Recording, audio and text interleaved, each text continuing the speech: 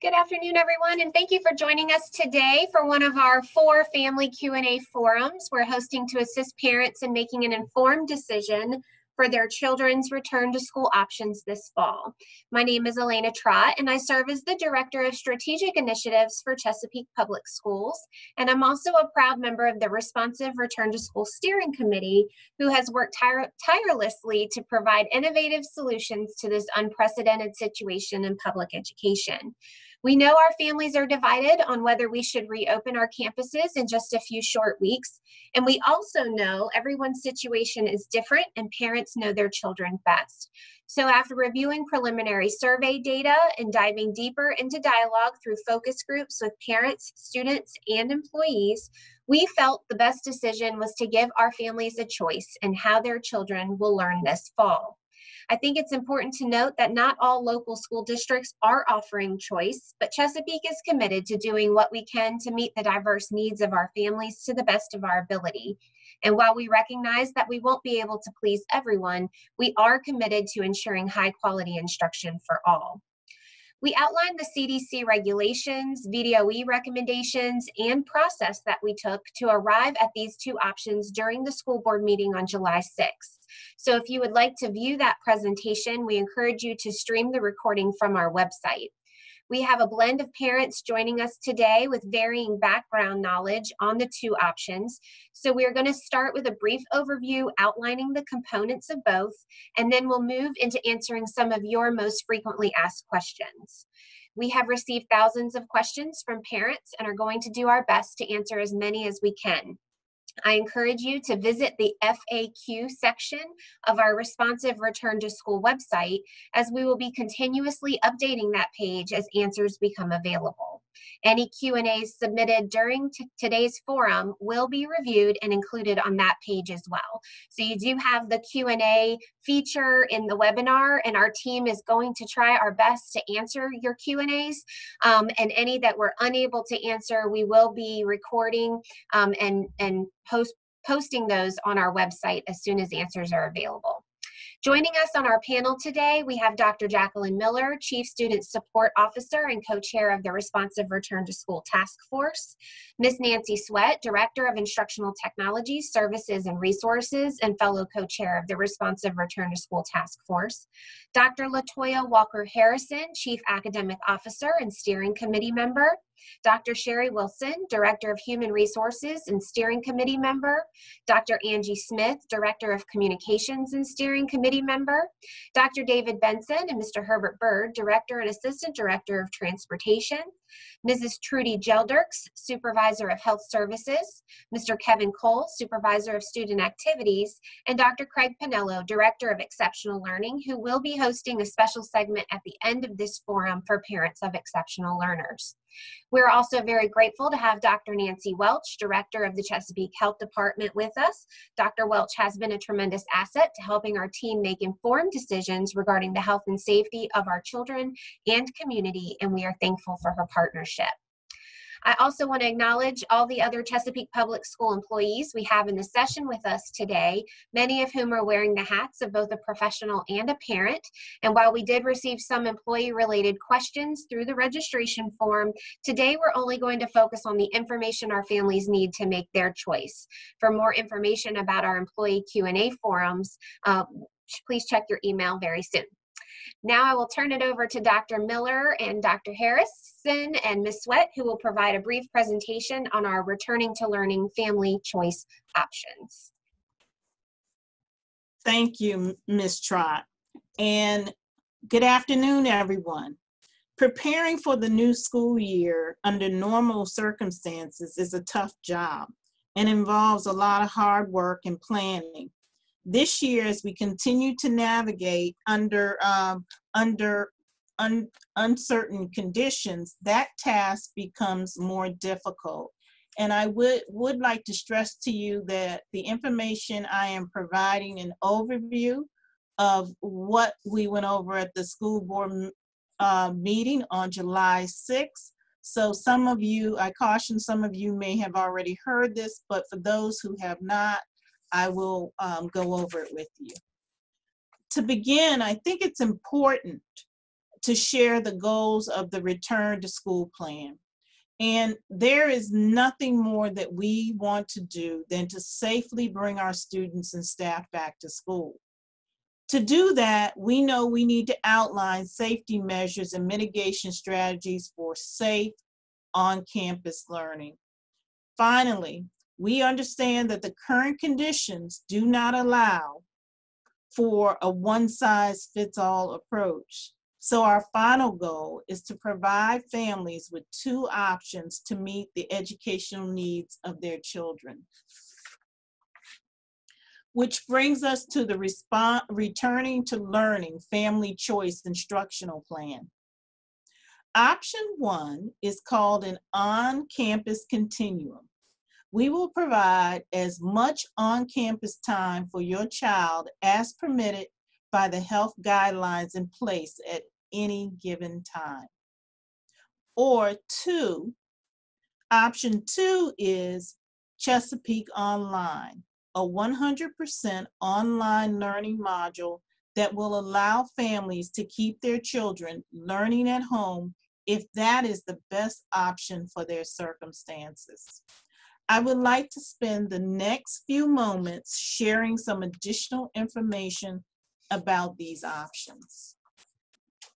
The on-campus continuum includes 3 possible scenarios to accommodate the changing restrictions of the governor's phased reopening plan. This model represents a continuum because, as we witnessed in the spring, school districts must be prepared to shift their mode of instruction at a moment's notice, as an outbreak could occur that would impact our daily operations, or Virginia's reopening phase could be adjusted at any given time. The goal of the on-campus continuum is to safely serve the maximum number of students on campus in any given phase. That means students may be on campus 5 days a week with health mitigation strategies in place, what we're referring to as our traditional model, or we may implement a blended model that would provide on-campus learning for students 2 days per week and at-home learning for the remaining 3 days. Therefore, limiting the total number of students on campus at one time, allowing for more physical distancing. Or it may be necessary to move all students to online learning temporarily if the situation warranted this measure, such as the possibility of an outbreak that could occur on a particular school campus, or a dramatic shift in the progression of the governor's reopening measures. Let's take a closer look at each one of the models under option 1. With the traditional model, we will welcome all students back to campus, resuming normal school hours, but it'll look different as we implement additional safety measures. As CDC guidance suggests, cloth face coverings will be required for employees and middle and high school students when physical distancing of at least 6 feet cannot be maintained, and will be strongly recommended for elementary age students. Classrooms will be arranged and hallway traffic patterns will be adjusted to allow physical distancing to the greatest extent possible. Health screenings, including temperature checks, will be administered to all who enter our school and support buildings. We will have hand sanitizing stations located throughout the school building as well. We will limit the interaction of student groups as much as possible by having teachers travel from classroom to classroom, limiting the number of classes on the playground at any given time, and discouraging the use of shared student supplies. Our custodial staff will continue to deep clean all frequently touched surfaces, and all staff will assist in sanitizing shared materials, such as guided reading books or tools needed for career and technical education. Additional time will be built into the schedule for hand washing, and we will teach and reinforce good hygiene practices daily. Our cafeteria staff will continue to serve breakfast and lunch in our schools, but students will eat in their classrooms until conditions support large group gatherings in communal spaces. Transportation will be provided to and from school, but face coverings will be required for the use of this service. Due to health guidelines, a limited number of students will be permitted to ride the bus at the same time. So we are encouraging families to provide their own transportation or have students walk or bike if they are able to do so safely.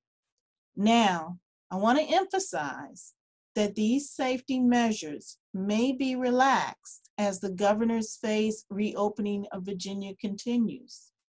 That is our hope, but again, we must be prepared for anything. Which brings me to the blended model. The blended model may be necessary if conditions require the implementation of additional group restrictions. For example, if our buses are not able to transport all students requiring transportation services to school under the physical distancing restrictions recommended by our health department, then we must limit the number of students we bring in at one time. With this model, grade levels are divided into two groups, Group A and Group B, with each group attending school for on-campus learning 2 days per week and working independently at home, either with online activities or paper pencil activities for 3 days. This means that our instructional staff will be working with students face-to-face 4 days per week, and that 5th day will be used for online learning support. Teachers will use this day to support students with their independent learning activities by providing online office hours and conducting small group online interventions through online meetings to support students with special needs or those that may require extra assistance. This time will also be used to support our instructional staff by allowing them time to collaborate, plan, and for professional development to support high quality online instruction, which is so very important right now. It's important to note that every effort will be made to ensure that siblings or students living in the same household are grouped together, and some students considered high need may need to attend additional days. The final model may be necessary as a short-term solution in the event of a school closure or a localized outbreak. In that case, students will participate in online instruction daily until conditions allow for a safe return. This would include scheduled teacher-led learning where attendance is expected, and at-home learning, which may be in the form of pre-recorded instruction modules or paper pencil activities. All instruction would be provided by the teacher of record in this case, and support would be provided through online office hours, emails, phone calls, and online intervention strategies on an as-needed basis. Also, if this model is necessary, meals will be provided at distribution sites while students are learning from home. I know what you're wondering. Which of the 3 instructional models that were described upon option 1 will be in place on the first day of school? That decision depends on many factors, including enrollment and transportation needs, and will be made in consultation with the Chesapeake Health Department. I will share with you that we will announce which model will be in place on July 27th. We will make our recommendation to the school board on that date, allowing approximately 6 weeks for families to prepare. Let me say it one more time.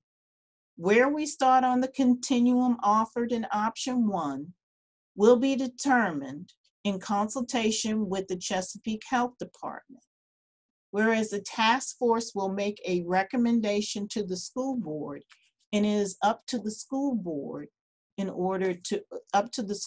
whether or not they will agree with the recommendation or their own recommendation.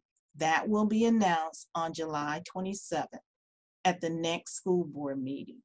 Now, I want to turn the rest over to Nancy Sweat, who will explain option 2, Chesapeake Online. Hello, thank you. Chesapeake Online is a 100% online program for students in grades K through 12, where students will participate in online instruction from home 5 days a week. This program is not self-paced and will include scheduled, teacher-led learning where attendance is expected each day, as well as at-home learning, which may be in the form of pre-recorded instructional modules and other online independent activities. While all core courses will be available for students in K-8 through this model, as well as all courses required for graduation at the high school level, some elective courses may not be available due to the nature of the course content. For example, some of our career and technical education courses require hands-on instruction and assessment. As I mentioned, this is not a self-paced option, and there will be teacher-led online sessions where attendance is expected. To give families an idea of the time commitment involved in this option, let's take a look at each school level. At the elementary level, students will be expected to attend approximately 1 to 2 hours per day for students in K through 2nd grade, and 1.5 to 2.5 hours per day for students in grades 3 through 5. Students in middle and high school will be expected to participate in 30 to 45-minute sessions each day for each course in which they enrolled. These times are approximate ranges, and schedules may vary from course to course as well as grade level.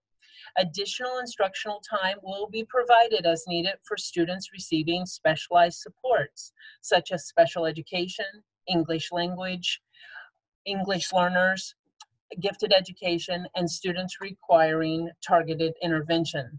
Students will also complete independent work that may be pre-recorded learning modules and other online activities.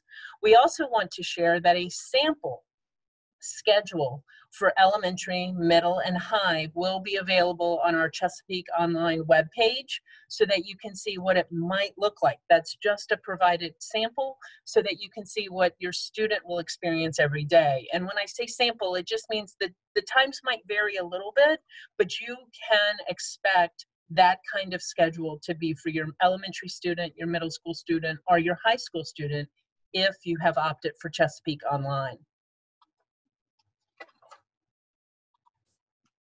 This option permits students to learn safely from home while allowing them to maintain their connection to their zone school.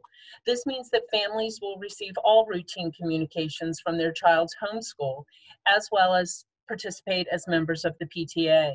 In addition, our students will be available to participate in sports and extracurricular activities through their home school once those activities have resumed. Now, let's be clear. Students enrolled in Chesapeake Online will be working with a virtual teacher who may not be a member of your home school staff. Your classmates will be students from around the district whose families have felt online learning is the best option for their circumstances. Families can expect the online teacher to be available online for support and parent conferences as needed. With this option, we will continue to provide meal service for students at several meal distribution sites across the district. And while this option is intended to be an off-campus solution, on rare occasions, certain standardized assessments may only be available on campus. This does not apply to routine course level assessments created by the instructor. Finally, it is important to note that option 2 requires a commitment of at least 1 semester. Students who choose to enroll commit to receiving instruction in Chesapeake Online through February 2nd, 2021 at a minimum.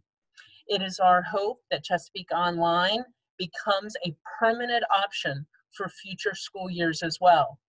I will now turn it over to our Chief Academic Officer, Dr. Harrison, who will provide a side-by-side comparison on some of the instructional features in each option. Thank you, Ms. Sweat, and good afternoon, families. In looking at the 2 options, it's important to note that Chesapeake Public School teachers in option 1 and option 2 will be licensed teachers in our district. And they will be using the revised curriculum and pacing guides that incorporate prerequisite course content missed last year due to the extended school closure. This year, all Chesapeake teachers will be using Schoology, which is a robust and user-friendly teacher learning management system. And this will allow our teachers to organize, manage, and deliver course content to students in one centralized location. Teachers will also use this platform to facilitate in-person Zoom video class sessions with their students, as well as will use this to provide pre-recorded video content, lesson resources, assignments, assessments, etc. All Chesapeake Online courses will be delivered via Schoology, and professional development is currently underway for all teachers in the division. However, Schoology will also be used as a resource for instruction and support in the blended and virtual models under option 1. That means if we have to pivot to blended or virtual learning in option 1, our teachers will have the tools needed to ensure learning is not disrupted in these possible shifts in the mode of instruction. Now, when we look at course offerings, you can see here that there may be some limitations on the elective options that are available through Chesapeake Online. This will be determined by student enrollment, as well as limits of online instruction for specific software not available on a Chromebook, or those courses which rely heavily on on-campus lab exercises and activities. We have received questions about students taking some classes through Chesapeake Online and others on campus, such as their hands-on electives like music, Chesapeake Career Center, and the like. At this time, option 2 is only 100% online and intended for those who want to remain at home for learning. There may be some exceptions for seniors enrolled in CTE completer programs at CCC. Similarly, due to the hands-on learning required in our Unique Academy program courses, Academy students will need to select option 1 to take those courses. Academy students who select option 2 will still be able to remain in their program and can resume Academy courses when they return to on-campus instruction. For students enrolled in dual enrollment courses through TCC, we are in communication with TCC and will update parents on which dual enrollment courses will be available through Chesapeake Online as soon as possible. And one additional reminder, regardless of what option you select, we're asking all parents to submit any course request changes to their school's guidance department no later than July 21st, as schedule changes will only be granted for extenuating circumstances. Now, in regards to scheduling and instructional time, you can see that in option 1, our schools will follow regular school hours when students report to campus. As a reminder, Chesapeake Public Schools adopted revised start and stop times last spring, and a copy of those hours are available on our division's website. Students who do not report to campus on their assigned days will be marked absent. As in the past, students who need to apply for extenuating circumstances will be able to do so with medical documentation. And we will be suspending the exam exemption for attendance this year as well. In the event of a temporarily online situation, we will have a set schedule for all teachers to provide real-time learning sessions, and those expectations will align with Chesapeake Online's estimated times that you saw listed under option 2.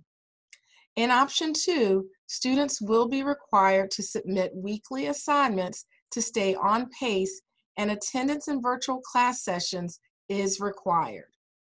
Virtual class sessions will be scheduled during the regular school day. Therefore, parents should only select this option if they can arrange for students to be online during the day. We have also been asked if virtual class sessions will be recorded for those who are unable to attend during the regularly scheduled times and/or who want to reference them later. And unfortunately, due to privacy concerns, teachers will not be asked to record live instructional sessions. While live class sessions may not be recorded, teachers may opt to record instructional videos and post them to Schoology for student access.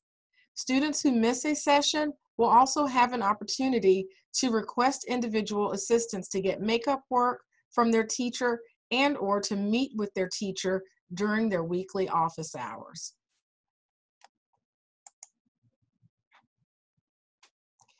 For students who need additional instructional support, teachers from both options will be available to provide individual and/or small group intervention sessions and maintain ongoing communication with parents.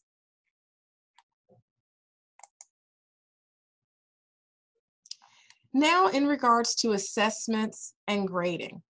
Teachers in both options will use the Chesapeake Public Schools grading scale, and we will discontinue the pass incomplete option that was afforded to students last spring. Again, let me repeat that.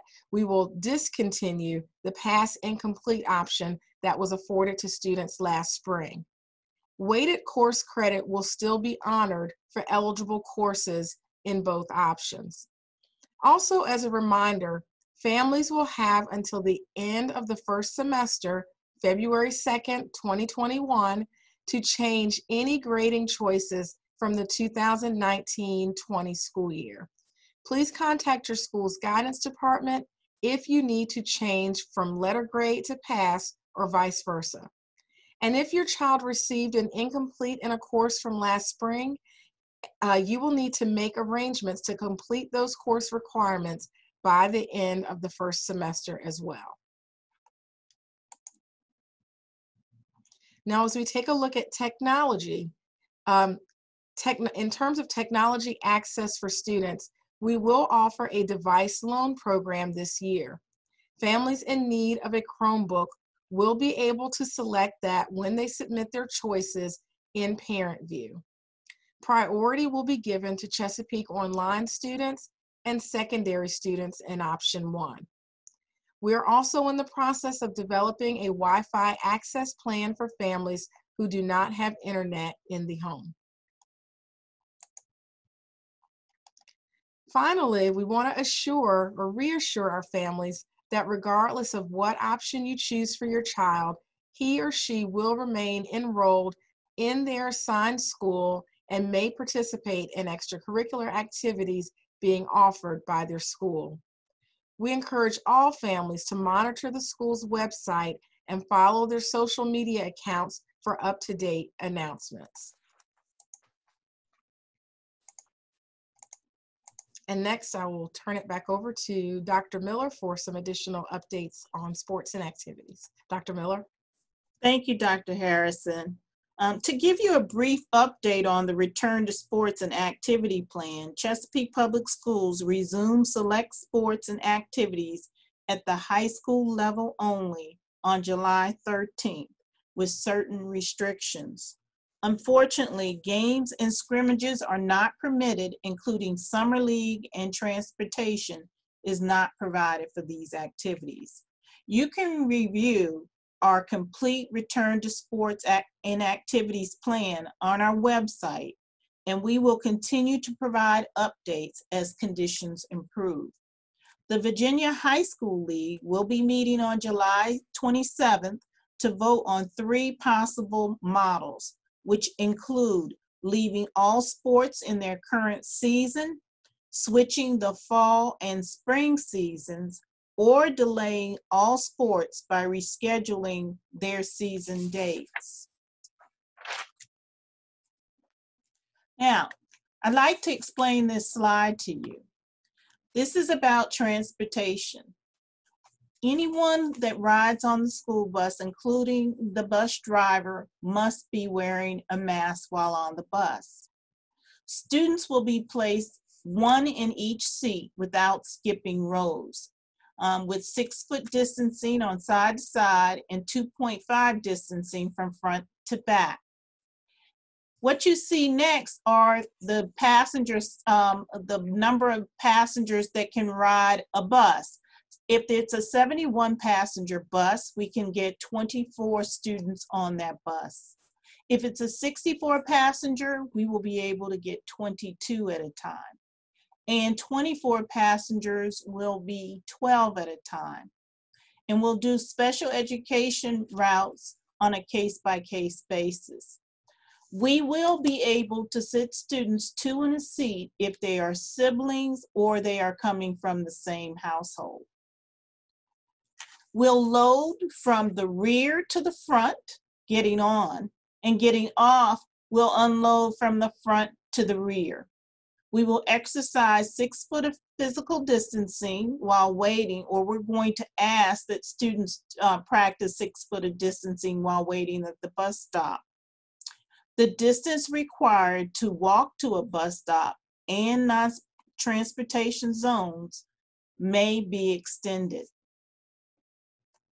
We will use electrostatic sprayers to clean the buses with Surface Guard and Holt products in between our AM and PM runs. Drivers will use disinfectant spray to wipe down those high contact areas in between routes. Families with partial transportation needs, for example, they may not need it in the morning, but they will need it in the afternoon, should select yes for transportation in parent view. And in the event that a bus reaches capacity on any given day, our drivers will double back to pick up the remaining students. Families can make their choice families were able to make their choice beginning July 9th using Parent View. If families need assistance with their Parent View login, we ask that they contact their child's school principal for assistance. When making their choice, parents will encounter several questions, and I'd like to go over them with you. First, to select which option is best for each child, as what is best for one child may not be best for another child. The online continuum, where the instructional model may vary according to the circumstances, or Chesapeake Online that requires at least a semester-long commitment through February the 2nd of next year. Next, families will be asked to confirm their child's access to technology and the internet. We do not want access to technology to be a barrier that limits family choice. Then, we will ask families to confirm their transportation needs. As mentioned before, due to the health guidelines, a limited number of students will be permitted to ride the bus at the same time. So we are encouraging families to provide their own transportation or have students walk or bike to school if it's safe to do so. Knowing who requires bus transportation is crucial information that will help us plan our return. Finally, families will be asked if they need any information about COVID-19 resources. We know that this pandemic has taken a toll on many families, and we want to help connect you with resources in our community that could be of assistance, including social and emotional supports. Once you have answered these questions, you will be directed to the online verification module, where you can update or confirm your child's emergency contact information. Parents, this is extremely important, so I'll repeat it again. Once you've answered these questions, you will be directed to the online verification module, where you can update or confirm your child's emergency contact information. Our goal is to hear from all families by July 21st.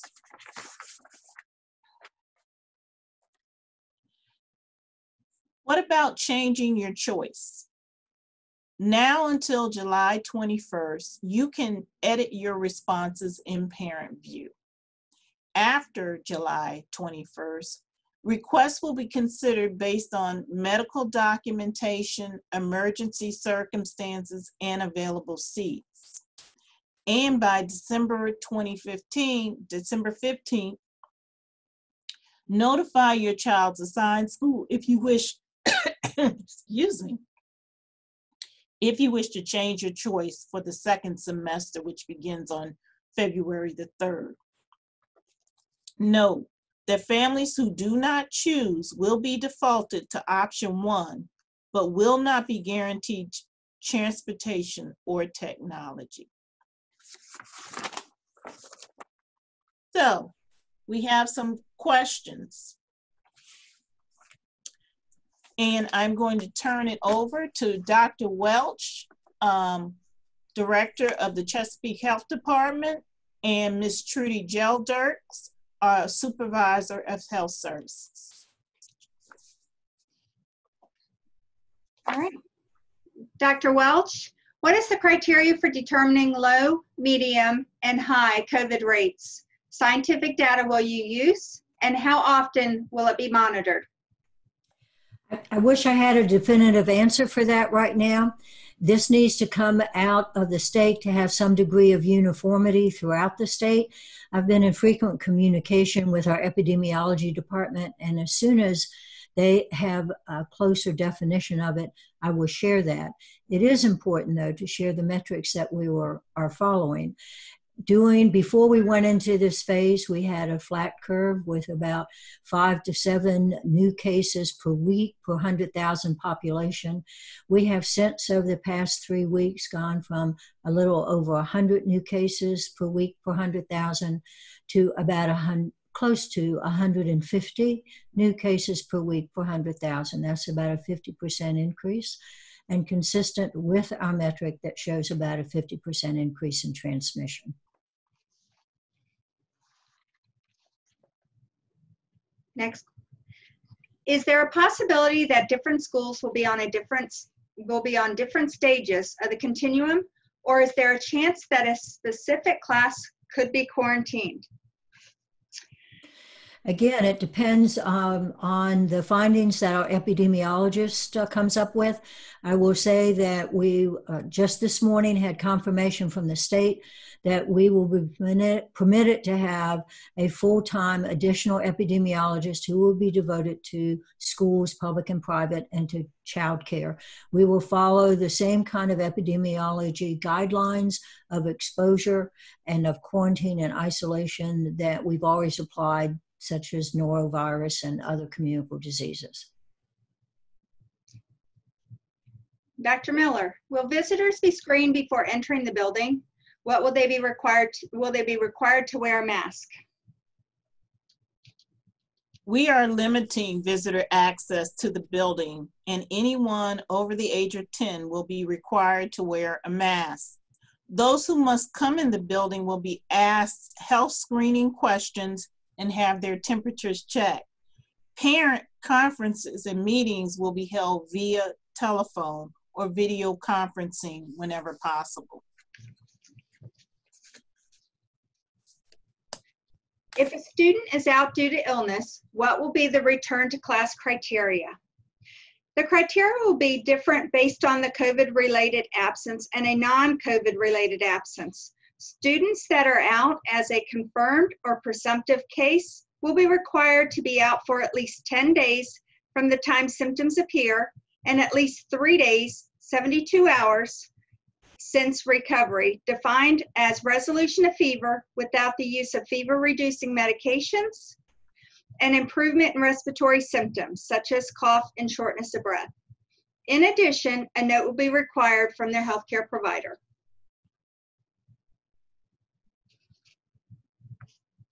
Next question. Are there any return to campus restrictions for students and staff who travel to hotspot locations?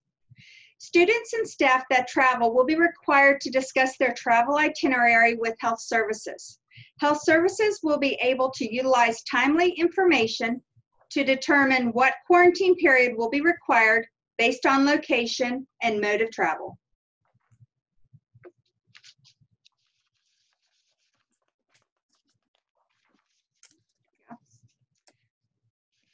Does CPS recognize the use of face shields as PPE in lieu of cloth masks?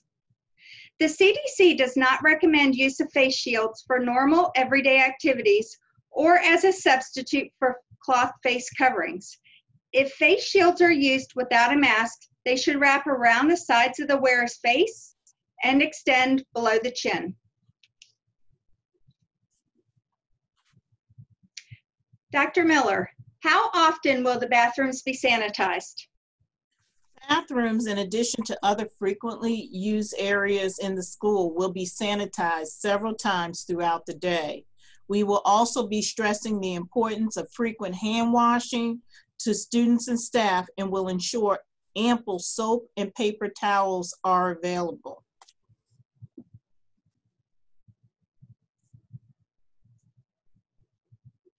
Next question. Dr. Miller, what is the expectation for cleaning classrooms in between class changes? The day staff will clean frequently used areas, and teachers will be provided with sanitizing wipes to assist with classroom cleaning.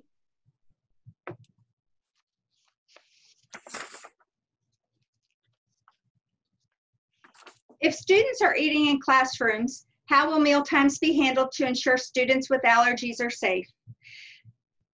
As always, the health advisors rely on the information that's received from parents. Once the information in relation to their allergies is received, the teachers will be educated as to what allergens are positive in their classroom, and a plan and a strategy will be set for that specific classroom in general. If there are any specific concerns that you do have, please reach out to your health advisor and let them know so that they can make sure all your concerns are being addressed. Will the school be providing disinfecting wipes for classrooms so students can use them in their workspaces? Dr. Miller? Yes, we are providing each teacher with a safety kit, or safety hygiene kit, which will include sanitizing wipes, hand sanitizer, gloves, additional masks for students who may forget their masks, as well as, there's one other thing. Some gloves? And gloves, thank you, Ms. Gelders, and gloves. Perfect. The next question, when will you take student and staff temperatures? What is the temperature threshold? How will you handle fever cases? So when the students will be monitored on a daily basis on arrival to school. Temperatures are going to be checked prior to them entering the building for all children, regardless of what grade, what school that they're actually attending. They're going to be taken by the health advisors as well as school personnel supporting the health advisors in accomplishing this task. For any student that has a fever of 104 or higher, they will be escorted directly to an isolation area where their parents would be called, and they will be evaluated by the school health advisor. As always, parents have the primary responsibility for caring for their child's health. We need to ensure that the students are being screened for COVID symptoms each morning.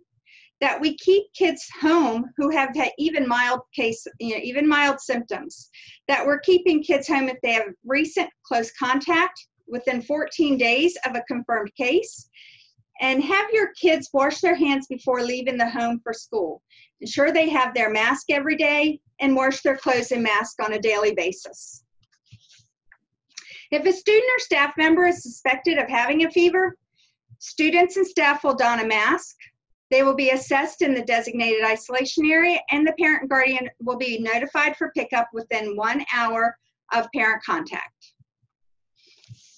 So, how will you handle cases of exposure and mandatory quarantines? Dr. Welch? We will handle these cases the same as we do any communicable disease, following the guidelines of isolation and quarantine. Let me note that isolation, for those who are not familiar with the difference between isolation and quarantine, isolation is when someone has a disease, so you're looking at when they're contagious. Quarantine relates to our contact tracing and when we have individuals who are exposed, and so they need to be quarantined for what's called an incubation period of when you might develop the disease. We will use the standards that we use in the community will be applicable also in the school. And notification, it will be consistent with what we have used historically when we've had other communicable diseases such as norovirus. What if a student or staff member tests positive for COVID-19? Dr. Welch? Again, we will use the same kind of standards, same kind of isolation, same kinds of quarantine that we use in the community. We currently have about 20 contact tracers, so we have certainly had a fair amount of experience with over 1,600 cases of issuing isolation and quarantine guidelines. And there will be no difference except that we have a classroom setting, so we are taking into account perhaps a fair amount of exposure, and we will implement the guidelines based on that exposure. How will families be notified if someone in the school gets COVID? When someone in the school tests positive for COVID-19, the parents and guardians of the students that will be identified, and those that have been exposed will be contacted. The remaining class members will be notified via written communication. Should more than one student, 2 or more students, or staff members test positive, the school will be notified via written communication. As a reminder, due to HIPAA laws, that the notification will not include the names of the impacted individuals.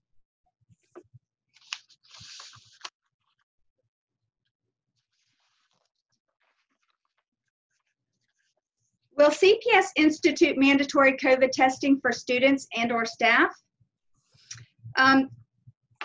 The revisions were made January 2nd to reflect the Virginia Department of Health stance on testing.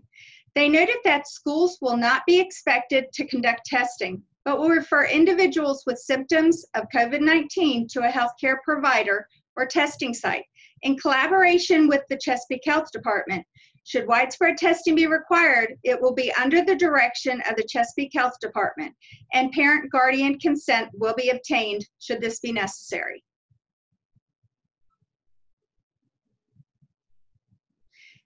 Dr. Miller, how many students will be in a classroom, and what is the average physical distancing between desks?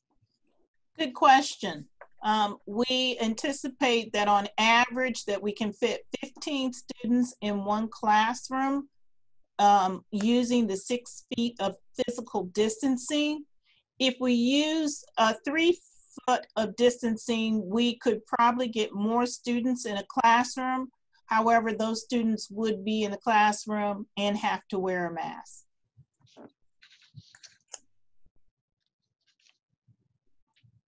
Okay, now I'm going to spend a few minutes responding to questions related to the on-campus continuum. So if it becomes necessary to shift from one instructional model to another on the continuum, how much notice will be given to families? Unfortunately, we are unable to anticipate this. We will provide notice as quickly as possible and encourage families to stay informed on the trend data from the health department and to also monitor the governor's updates. If we have to go temporarily online, will the online instruction come from my child's regular teachers? And how will it be different from what we experienced this past spring? Yes, your child's regular teachers will provide instruction via online learning. We have a plan to increase our expectations for curriculum, direct instruction, and grading if we need to go to online learning. Additionally, we have a new learning management system, Schoology, that will help streamline communication. And finally, as mentioned before, teachers are currently participating in professional development on Schoology, and this professional development will be ongoing throughout the school year for our teachers. Will there be a lag in instruction if we have to transition to temporarily online? Well, we certainly learned a lot last spring when we suddenly had to transition to online learning. However, with our new learning management system, revised curriculum and pacing, professional development, and additional resources, we now have a more proactive approach. Our teachers will be far better prepared to provide high-quality instruction across the continuum. If a child is out due to possible COVID-related illness, will they be able to access the schoolwork or lessons online while mandated to quarantine at home? And will these absences be recorded and counted against the students toward their total? Students will be able to complete makeup work for being out due to COVID-related illness, and then absences will be recorded. However, this would qualify as an extenuating circumstance due to medical reasons. Do parents who select option 1 have to sign a liability waiver? And at this time, we are not asking parents to sign any type of liability waiver. And if a student in option 1 gets sick, can they switch to option 2? We will follow current medical homebound criteria, which requires documentation from a physician after a student has been absent for 10 consecutive days. At that time, we will review the request on a case-by-case basis.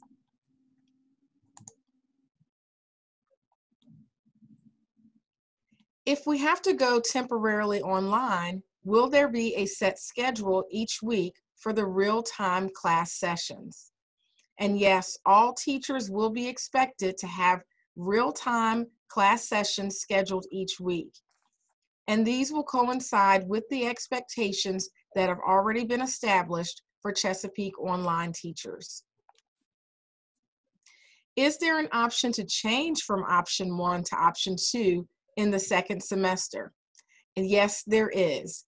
Families must notify the school by December 15, 2020 if they want to change their instructional delivery model for the second semester. For the blended model, why are you alternating days instead of having students attend 2 days in a row?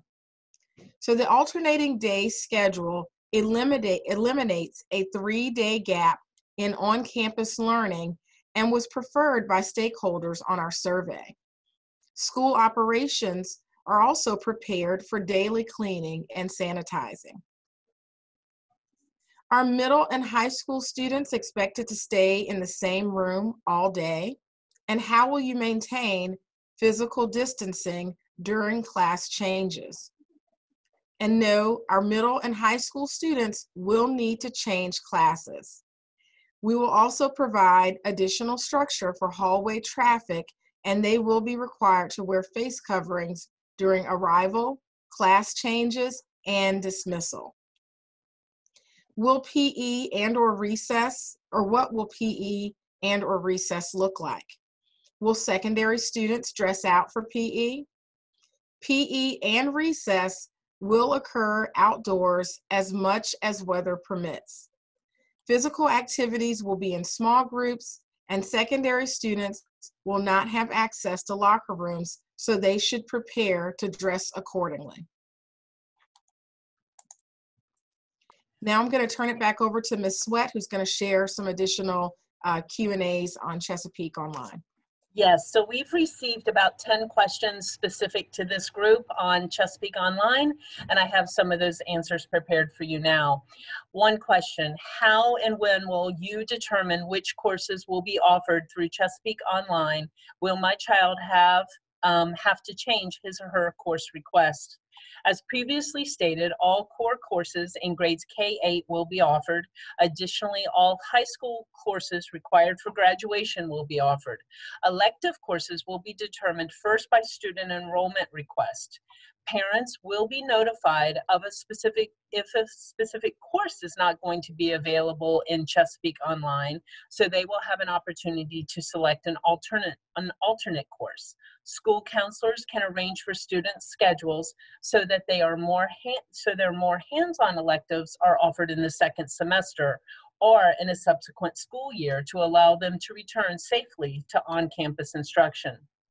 If a student transitions from Chesapeake Online to on-campus learning for the second semester, what can my student expect? Students who return to their assigned school will be placed in courses that they are currently taking.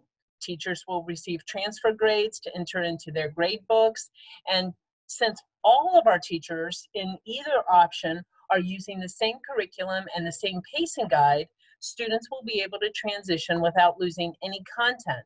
High school students enrolled in semester courses will begin their new courses in that second semester. If students select online for the first semester, will they be able to take year-long A/B alternating courses? High school students in Chesapeake Online will be able to take A/B courses and complete their courses for credit. Will my child be able to take his or her art class and music class online?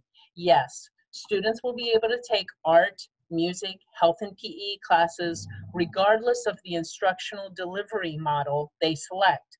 This includes Chesapeake Online and all three modes of the on-campus continuum. Where can we learn more about Schoology? Schoology has a variety of demo videos available online. However, the district will be providing more detailed information for students and parents once students' schedules are uploaded. As a reminder, Schoology will be used district-wide by all of our teachers with all of our students. How many students will be in Chesapeake Online courses? We are staffing Chesapeake Online courses using the same student-teacher ratios as our on-campus classes. We have a couple more for Chesapeake Online. Will my child be in classes with students from other schools in the city of Chesapeake? Yes. Will gifted and talented elementary and middle school students still be clustered to receive the grade curriculum? Similar to traditional school setting, we cannot guarantee all gifted students will be in the same online class. However, our teachers will be using gifted strategies and provide extension and enrichment learning experiences for our identified gifted students. This may include additional small group sessions and independent learning activities. Will students receive hard copies of textbooks, math manipulatives, materials for science experiments, and other learning resources? In Chesapeake Online, we will be relying on online resources and learning experiences. Hard copy of textbooks are available upon request from your student's home school. How will the teachers of Chesapeake Online be selected? Teacher applications, which include a performance task, principal recommendations, and previous professional evaluations, will be used to select teachers for Chesapeake Online. All teachers who are selected will receive specialized training and professional development in online teaching strategies. Now I think we have some more questions for Dr. Miller. Okay. Where will students congregate in the morning before classes begin? Students will report directly to their homeroom class when they arrive to school. If they arrive to school prior to school start times, they will be required to report to a designated area in the school, which will enable students to maintain 6 feet of distancing until the bell rings. Will there still be before and after school programs at the schools? Yes, we will continue these programs. Families will need to register with the corresponding service provider, whether it is the YMCA or the Boys and Girls Club. Will schools have a more efficient system for parent drop-off and pickup traffic? We recognize that there will be an increase in traffic as more families drop off and pick up their children. We are consulting with the Chesapeake Police Department and our own safety and security team to help principals with troubleshooting traffic patterns. What are the consequences for a child who removes or refuses to wear a mask? Student safety is our utmost concern. Students that disregard the health and safety mitigation strategies in place will be subject to a parent conference or additional disciplinary action. The Student Code of Conduct outlines consequences associated with unsafe behaviors. Guidelines for disciplinary action specific to health and safety concerns of COVID-19 are being developed and will be in place prior to the return to school in the fall. What will happen if my child forgets to take his or her mask to school? Good question. For those students who forget their masks, one will be provided. We will not be providing them every day. We will talk to parents in regards to it, but we will have additional masks if a student forgets. If I decide to homeschool my child, can he, she participate in sports?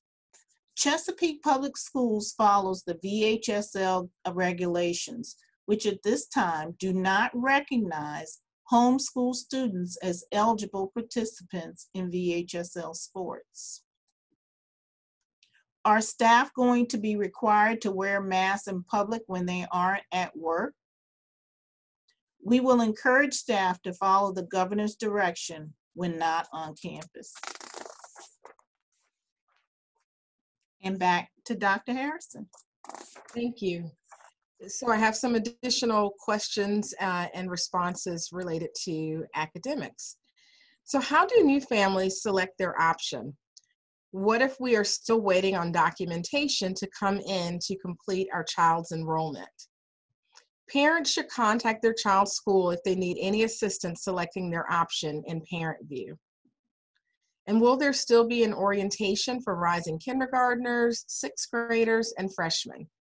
Yes, there will be orientations held. However, due to the high number of parents and students in attendance at these events and health conditions at the time, these orientations may be held virtually rather than in person. Can seniors drop the elective classes they don't need and take all their required classes for graduation in the fall so that they do not have to attend second semester? If a student desires to graduate early, they must meet the criteria outlined in the student handbook for early graduation.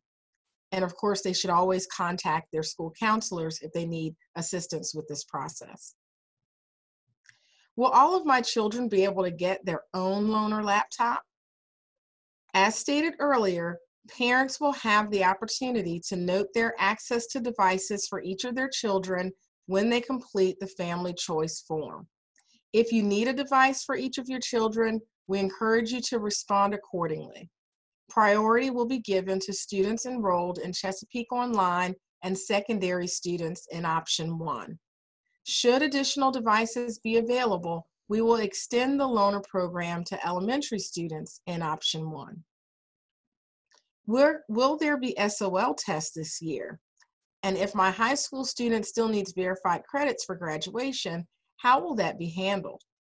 At this time, the Virginia Department of Education has not announced any cancellations to SOL testing for the 2020-21 school year. We are anticipating additional guidance regarding verified credits and testing in the weeks ahead, and we will certainly keep parents informed. And now I'm going to turn it back over to Ms. Trott, I believe, who may have some additional information to share with you at this time.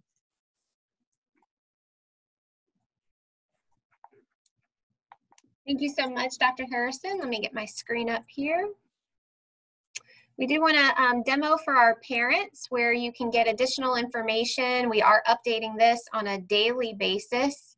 And so we encourage you to review it as often as you're able.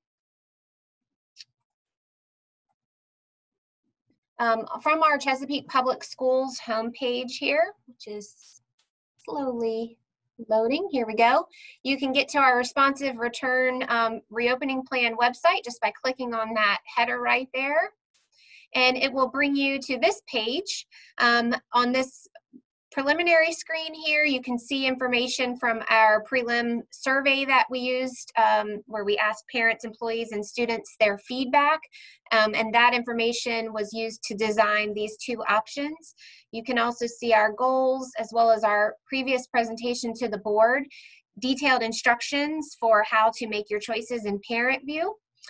You also have detailed information about option 1 and option 2. Several of you are asking in the chat box where that schedule for option 2 will be. That'll be here. We're going to hopefully post that, if not later today, within the next few days. We also have frequently asked questions here. If you click on this, this is being updated daily. So you can click on these expansion tabs here, and you can see we'll just be continuing to number under each of these topic subheaders. We also have the draft of our complete responsive return framework. If you click on this document here, it'll pull up a PDF with specific details about the health and safety plans. And then also if you need additional assistance making your choice, that is available there as well. Thank you so much for being with us today. This does conclude the general education portion of today's presentation. Dr. Craig Pinello, Director of Exceptional Learning, will be continuing to answer some of your questions related to special education. So if you do not have a need for that information, we hope you'll have a wonderful afternoon. And otherwise, I'll turn it over to Dr. Pinello. Thank you, Ms. Trott. And good afternoon. I want to welcome and thank everyone who decided to stick with us a little longer today to hear some additional information regarding our exceptional learners. I know how stressful these times are for everyone, and I certainly recognize that there is added stress to our families who have students with disabilities. Today, I hope to provide you with a bit more clarity on how our students with disabilities will be affected as we plan to reopen schools. First, let me acknowledge that we have all just heard a great deal of information regarding the reopening plans for all students. I often need to remind myself, so I want to be sure to remind you that everything we have heard thus far is also applicable to our students with disabilities. That said, I do want to be responsive to several key concerns that I have found repeatedly mentioned by our community. I have personally browsed through the hundreds, probably thousands of questions now, that were submitted as part of the Q&A forum process. As I examined the questions regarding students with disabilities, there were several clear themes that emerged. Specifically, what will the different options offered by Chesapeake Public Schools look like for students with disabilities? Next, how will special education evaluations be completed? And also, how will related services such as speech therapy, occupational therapy, and or physical therapy be provided? And finally, there were many questions that were more specific to the unique needs of individual children. With respect to what special education services will look like in each of the options, I want to say that it is the school district's intent to allow students and families to participate in either of the options available, the on-campus continuum or Chesapeake Online. For the majority of our students, participating in either option should not present significant issues.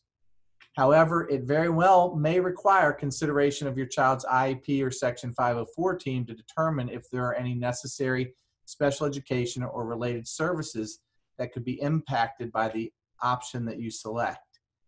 If the selected option is the on-campus continuum and an in-person traditional model is in effect, then I would expect there to be minimal concerns with the implementation of students' special education programming.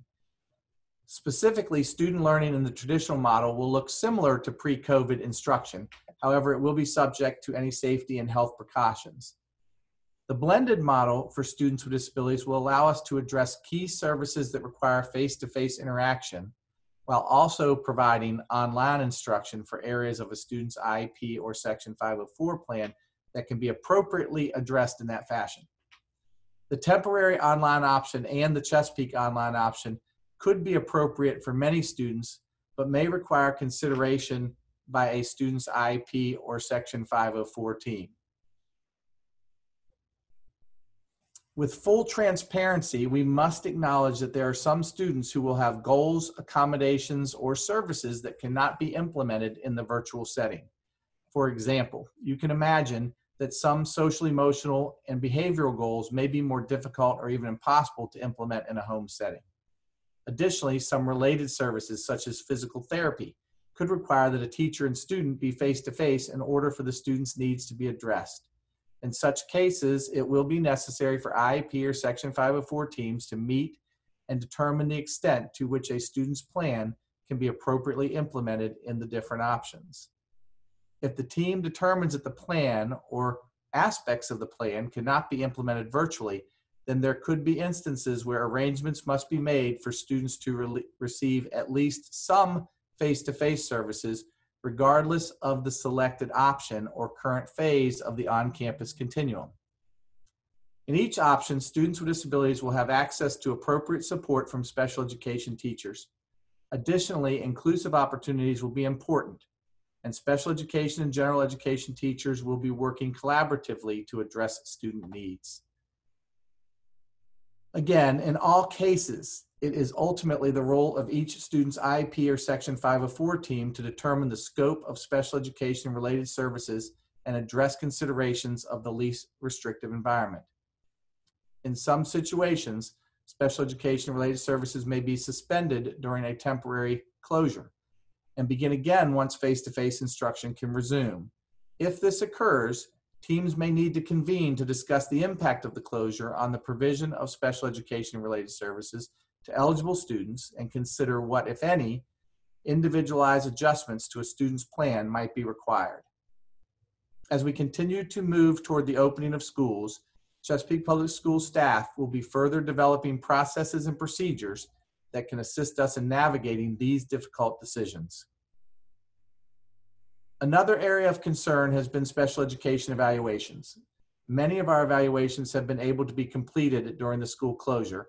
However, there are some critical evaluations, such as student psychologicals, that require face-to-face interaction and have had to pause due to restrictions associated with the COVID-19 pandemic.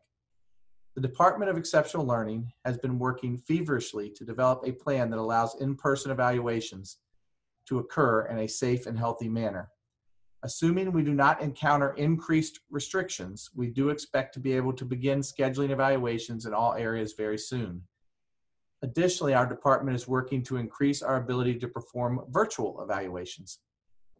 As stated earlier, please keep in mind that there may be situations where certain evaluations or aspects of evaluations cannot occur without in-person options.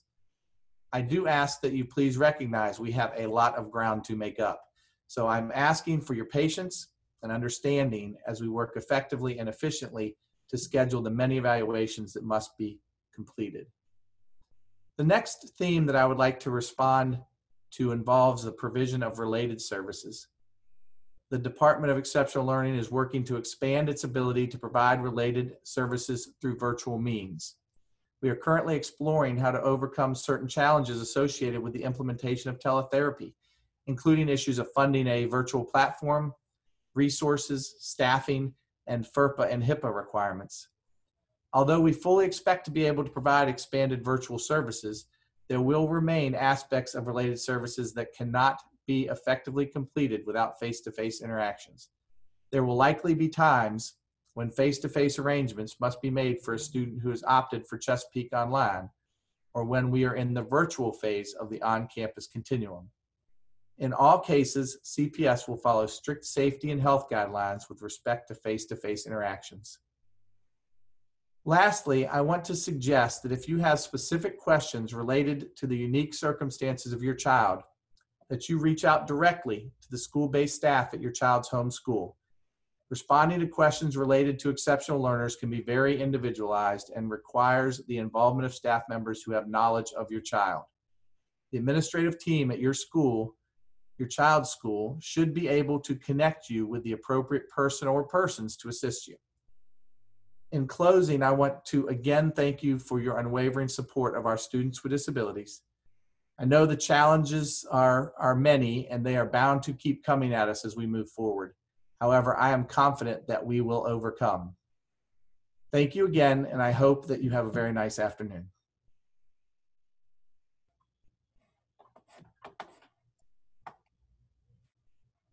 Thank you, Dr. Pinillo. And this concludes our family forum for today. The recording will be posted on our YouTube page. Chesapeake Public Schools has a YouTube channel, so we encourage you to reference that there if you need to. Thank you so much and have a wonderful evening.